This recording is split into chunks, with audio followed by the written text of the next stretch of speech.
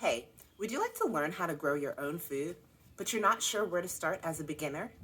By the end of this video, you will have a clear and simple plan to start your very own garden. Keep watching. Welcome to Mom Life on Purpose. My name is Kathryn.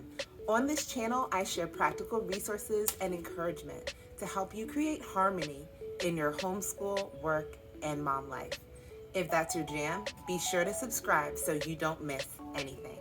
Gardening can seem pretty intimidating when you're just starting out, especially if you identify more as a plant killer than someone with a green thumb. If you're anything like me, you might even be wondering if you actually have what it takes to start a garden, whether as a hobby or to provide food for your family. However, I'm learning that gardening is as simple as you want it to be when you just stick with the basics. In this video, you will learn what to plant in your first garden, where to put your plants for optimal growing, and what supplies you'll need to get started. So let's get into it, shall we? So you might be wondering, what plants do I start with? Before you go out and buy any plants, seeds, or pots, it's important for you to understand why you want to start a garden. Are you looking for a new hobby? Do you intend to eat from your garden or use it for healing properties? What you grow in your garden is going to depend on a couple of things. First, what do you like to eat? And second, what's your geographical planting zone? First, I want you to make a list of all the veggies, fruits, and herbs that you eat and use on a regular basis. To make this easy for you, I've created a garden mini planner to help you get started. Be sure to check out the description below to get your free copy. After you've made your plant wish list, your next step is to figure out which plants will grow best in your climate, and that's where zones come in. Let's talk about zones for a minute.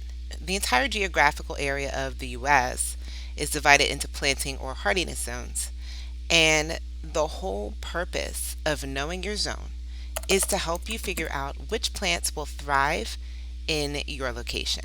So there's a couple of ways to find out your zone. The first one is to look up your zone on a map. This is the USDA Plant Hardiness Zone map, and basically the zones are determined by how low your low temperatures get.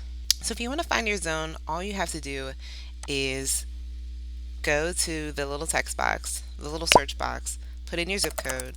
This isn't my zip code, but I'll use this one for Washington, D.C. And it zooms in. And you can see that most of DC has this so most of it is this green color, but some of it is this really light color. If you go over here to the key, you can see that Washington, D.C. matches zone 7A and 7B. You can also go to Gilmore.com, and there's another interactive map, again, separated by colors, and there's a key on the side. But for this one, all you have to do is put in your zip code, and it will tell you, planting zone 7A. So if you're outside of the US, I'm on backyardgardener.com. There's a way to calculate what your USDA zone would be based on how low your area's temperatures could reach. And then there's also some information that might be helpful to you. Once you know what your zone is, mine is 7A, you can grab the list of plants that you made and cross off, or just don't check off, any plants that are not actually well suited for your growing zone. The plants that make the cut are the ones that you want to start with. So now let's talk about where to put your plants. You don't need tons of acreage to enjoy a productive garden with a wide variety of crops. There are a few ways to contain your plants: in-ground plots, raised beds, or containers. If you happen to have a lot of growing space, you might consider creating a small plot or raised beds for your plants. If you have a smaller or shady yard, or no yard space at all, container gardening or square foot gardening may work out better for you.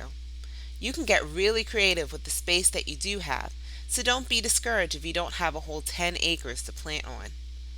The location of your garden plots, beds, or containers is going to depend on a few things: the location of the sun over your garden space, and how much sunlight is available to you, and something called microclimates. A microclimate is basically a small area within your growing space that has a slight variation in climate, just because it gets a slightly different amount of heat, light, and or moisture. Now, all sorts of things can create microclimates. Things like trees, buildings, and valleys can block or redirect wind and trap moisture. Rocks, ponds, and concrete patios can store and release heat to create a warmer microclimate. So, now that you have this information, let's make a quick garden map and put this all together. If you do not have a yard space, you can still create a visual plan to help you figure out where to put your containers. Here's what you'll need for your garden map. You'll need graph or grid paper, and I've created some free graph paper that you can use. There's a link in the description. You'll need a pencil, a ruler, a rough idea of the size of your yard space or gardening space, and colored pencils or highlighters. Using a pencil and graph paper, you'll want to sketch out the boundaries of your space where you intend to grow plants. Locate north, south, east, and west and indicate those directions on your garden map. Next, you'll want to add any structures such as buildings, fences, ponds, and rock piles. Add in any trees, bushes, and flower beds that currently exist. Feel free to keep things simple or add in a little color.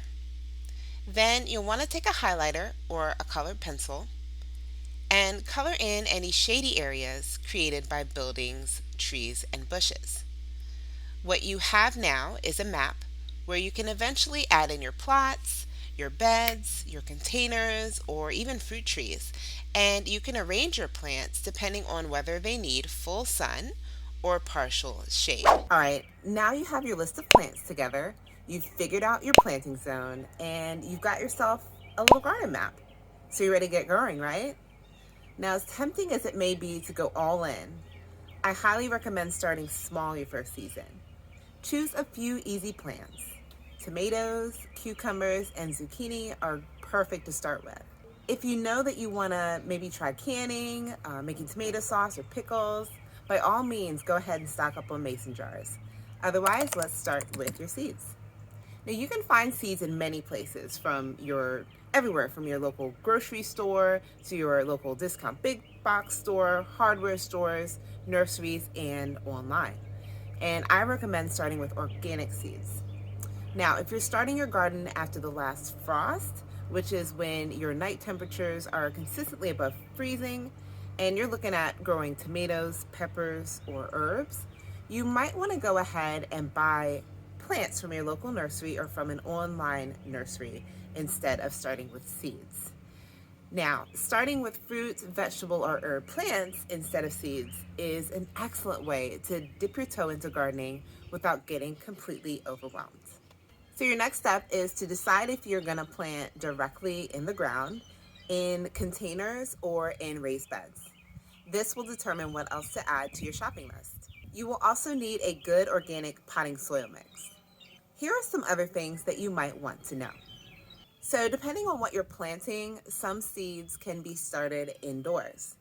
If you're starting your garden after the last frost of the season, when your night temperatures are consistently above freezing, you can plant almost anything directly into the ground.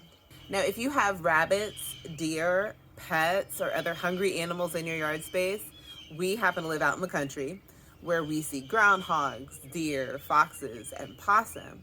You may want to consider growing some of your seedlings inside just to give them their best chance of growing without being messed with. If you'd like to see an in-depth video about how to start your seeds indoors, go ahead and like this video, and even better, leave a comment. Now, if you're starting a garden plot in your yard, you're going to want a good shovel, a garden hoe, and possibly some bricks or cement blocks to serve as a boundary. You may want some gloves if you're anything like me and you don't enjoy getting dirt under your fingernails. If you're planning to use raised beds, you can purchase ready-made growing beds, or you can build your own from lumber. If you're using containers, you'll want to get appropriately sized pots for your plants with draining holes on the bottom. Now, you might see some people with fancy growing light stands and wonder if you need those to grow a good garden. The short answer is no.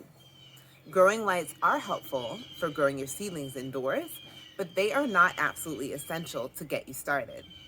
As you grow in your experience, you might decide to use them later down the line. So I just want to take a moment to encourage you. Cultivating a garden space is a process. It's good, hard work, and the learning opportunities are endless. Get your whole family involved and make it fun. Mistakes will be made, but you can learn from them. You can enjoy every step of this journey. So, time for a little story. Last season was our first season gardening in our new home space.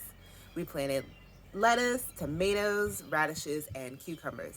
And your girl went a little gung-ho and started cayenne pepper seedlings. Well, I killed the peppers. We harvested the radishes, but forgot to eat them. The lettuce got too hot and flowered within days. And we grew more tomatoes than I knew what to do with. So we composted probably 70% of them. Now, we did get to harvest a couple of good salads, and we made jam from our autumn olive berry bushes, so all was not lost. I'm so excited for this season, and I can't wait to learn even more. When I was first starting out, one of my favorite resources was a YouTuber named Melissa K. Norris of Modern Homesteading. You can find a link to her channel in the description below. Melissa has a fantastic book that's perfect for aspiring gardeners, and it's called The Family Garden Plan. If your goal is to grow your own produce at home, this book will help you to do just that. I personally have been referring to this book often as my gardening Bible for this growing season. I'll include a link in the description below so you can grab a copy for yourself. So, I'm dying to know, what do you want to grow this season?